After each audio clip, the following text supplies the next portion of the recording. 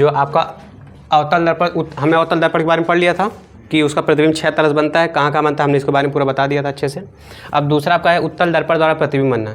तो उत्तल दर्पण में जो प्रतिबिंब 2 ही स्थिति में बनती है। पहला स्थिति क्या है, देखिए हम यहाँ पे क्या कर रहे हैं, ये हमारा उत्तल दर्पण, तो इसमें पीछे की तरफ कलई रहता है कि नहीं, पीछे की तरफ कलई रहता है, और ये आपका हो जाता है मुख्य अक्ष हो जाता है, और ये दर्पण का ध्रुव P, और यहाँ मुख्य फोकस और ये केंद्र ये होता है। तो इसमें केवल 2 कंडीशन है। पहला कंडीशन जब वस्तु कहाँ हो, अनंत पर हो, और एक होता है जब वस्तु अनंत और ध्रुव के बीच में हो। बस यही 2 ही कंडीशन है। उत्तल में देखिए, अवतल में 6 कंडीशन था, लेकिन इसमें केवल 2 कंडीशन। पहला जब वस्तु अनंत पर हो, और दूसरा क्या है, जब वस्तु अनंत और ध्रुव के बीच हो। हमको यही 2 पढ़ना है, समझ में आ गया। तो हम यहाँ पे पहला क्या हेडिंग इसमें बनाएंगे कि जब वस्तु कहाँ हो, अनंत पर हो। हाँ, पहला जब वस्तु पहली स्थिति ना, पहली स्थिति में क्या है कि जब वस्तु अनंत पर हो,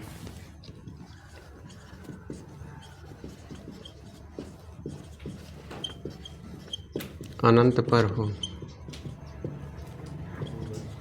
चलिए, तो जब वस्तु अनंत पर होगी, देखिए हम यहाँ पे आप उत्तल दर्पण बना रहे हैं इस तरह से, ये हो गया। तो आपको पता है कि उत्तल दर्पण कैसा होता है, उसका परावर्तक पृष्ठ उभरा हुआ होता है ना, तो अर्थात पीछे की साइड में क्या होता है, कलई रहता है, ये चीज़ होता है। अच्छा, यहाँ पे हो गया। तो अब यहाँ पे पता है कि ये आपका क्या होता है, बीच में मुख्य अक्ष होता है, और यहाँ पे दर्पण का ध्रुव P होता है, और यहाँ मुख्य फोकस होता है, और यहाँ पे वक्रता केंद्र होता है। और जब हम वस्तु क्या करेंगे, अनंत पर रखेंगे। अब यहाँ पे देखिए, हम कोई वस्तु मान लीजिए अनंत पर रख रहे हैं, ये हमारी वस्तु है, ये हमारी क्या है, वस्तु, ऑब्जेक्ट इसको बोलते हैं ना। अब यहाँ पे वस्तु है, तो अब यहाँ से कोई प्रकाश किरण चलेगी तो इस दर्पण से टकराएगी, और टकरा के क्या करेगी, इधर की तरफ निकल जाएगी। जैसे आपको ये दर्पण के ऐसे लाइट, अभी हमने लेजर लाइट जला था, तो दर्पण से टकरा के इधर उधर निकल जाती है कि नहीं। तो आपका हाँ, यहाँ से जितने भी प्रकाश की किरणें यहाँ पे आएंगी, वो यहाँ से टकराएंगी, और टकरा के कोई इधर कोई उधर क्या करेगी, निकल जाएगी। जितनी भी किरणें रहेंगी यहाँ से टकराएगी, और टकरा के निकल जाएगी। ये हो गया। अच्छा, लेकिन टकराएगी तो, लेकिन ये जब यहाँ से ऐसे निकलेगी तो आपको महसूस क्या होगा, कहाँ से, फोकस से।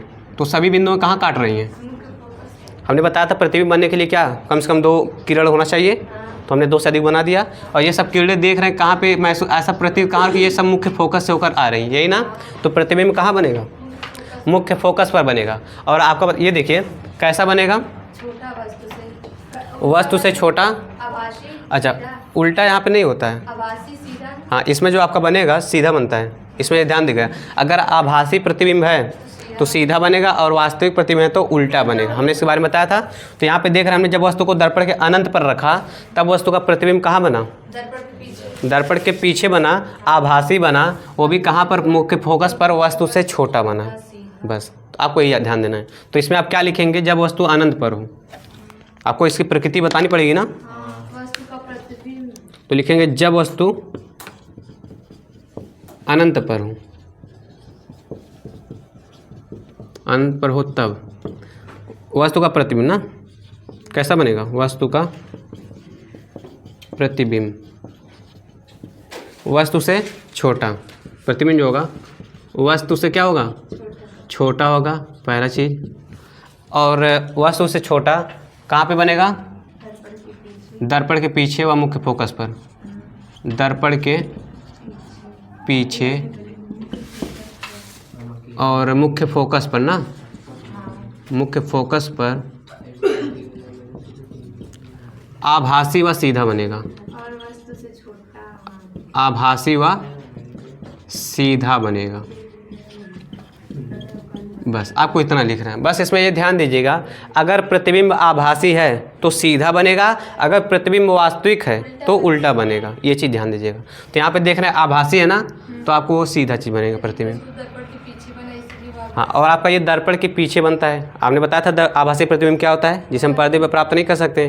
जैसे हम रोज़ अपना जो समतल दर्पण देखते हैं तो उसमें जो हमारा प्रतिबिंब बनता है वो कैसा, तो आभासी होता है, वो हमारा आभासी होता है। केवल कल्पना हो ना, उसको तो निकाल सकते नहीं बाहर। तो वैसे ही आपका ये भी दर्पण होगा, उसमें कैसा बनेगा, ये आभासी बनेगा। जैसे उत्तल दर्पण में जैसे आपका ये कार और का शीशा होता है कि नहीं, बाइक का शीशा होता है, वो आपका कैसा दर्पण होता है, उत्तल दर्पण होता है। तो उसमें प्रतिबिंब कैसा बनता है, आभासी बनता है। समझ में आया? तो वो आपका क्या होता है, तो पहला कंडीशन जब वस्तु को अनंत पर रखेंगे तो मुख्य फोकस पर बनेगा, ये चीज़ हो गया। अब दूसरा कंडीशन आपका दूसरी स्थिति है, अच्छा इसको नोट कर लीजिए। अच्छा, जो आप लोग बाइक में शीशा देखते हैं ना, तो उसमें आपको प्रतिबिंब आपका कैसा दिखता है, सीधा दिखता है, वस्तु से छोटा दिखता है कि नहीं। अरे आप देखे होंगे बाइक चला रहेंगे, पीछे बड़ा बड़ा ट्रक रहता है, लेकिन तब भी आपको शीशे में पूरा दिख जाता है कि नहीं। तो आपको कौन सा कंडीशन है, वो दूसरी स्थिति होती है, जब वस्तु कहाँ पे होगी, अनंत और इस पे ध्रुव के बीच जब वस्तु, ये तो अनंत पे है, जब वस्तु को हम अनंत पे लाएंगे ना, तब आपका प्रतिबिंब कहाँ बनेगा, फोकस और ध्रुव के बीच बनेगा और वस्तु से छोटा बनेगा। ये तो बहुत बिंदु के आकार का, ये तो हम देख ही नहीं पाएंगे फिर। लेकिन जो आपका दूसरी स्थिति होती है वो यहाँ पे बनता है, जो हम बाइक में लगाते हैं ना, वो आपका स्थिति, वो प्रतिबिंब यहाँ पे बनता है, यहाँ पे, तब हमको वो छोटा दिखाई देता है वस्तु से। इसको नोट कर लीजिए। उसके बाद दूसरी स्थिति क्या रखना है, ये हमारा अनंत था, तो अनंत और ध्रुव के बीच, तो हम मान ले रहे हैं यहाँ पे वस्तु को रख रहे हैं। अब हम लोग जितना भी आप बाइक में देखते हैं ना, वो आपका वस्तु कहाँ पे स्थित होता है, वो अनंत और ध्रुव के बीच में स्थित होता है। हम लोग बाइक को जो भी चलाते हैं तो अपने आईने में देखते हैं ना, पीछे जो हम लोग कोई वस्तु दिखती है, वो उसकी स्थिति क्या होती है, वो अनंत और ध्रुव के बीच में होती है, ये चीज़ होती है। अच्छा एक मिनट, अच्छा चलिए अभी उसको दिखा देंगे। अच्छा, यहाँ पे हमारी ये वस्तु हो गया, ए बी हो गया।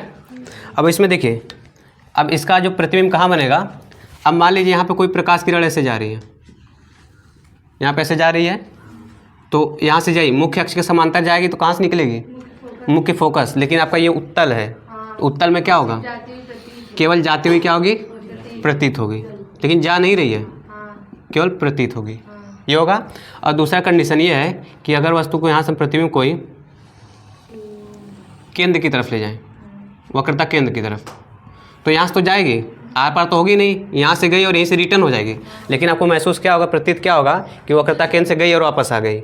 तो यहाँ पे जहाँ ये प्रतिबिंब दोनों काटेंगे, यहाँ पे देखिए कट रहा है कि नहीं, तो जहाँ पे कट रहा है तो प्रतिबिंब हमारा कहाँ बना, यहाँ पे बना प्रतिबिंब, ये बना।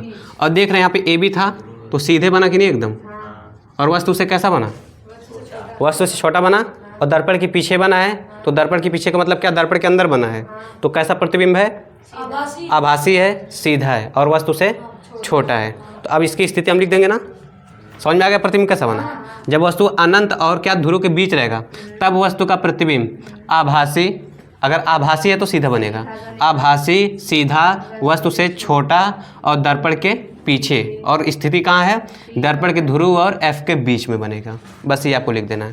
तो यहाँ से हम क्या लिख देंगे कि इस स्थिति में वस्तु का प्रतिबिंब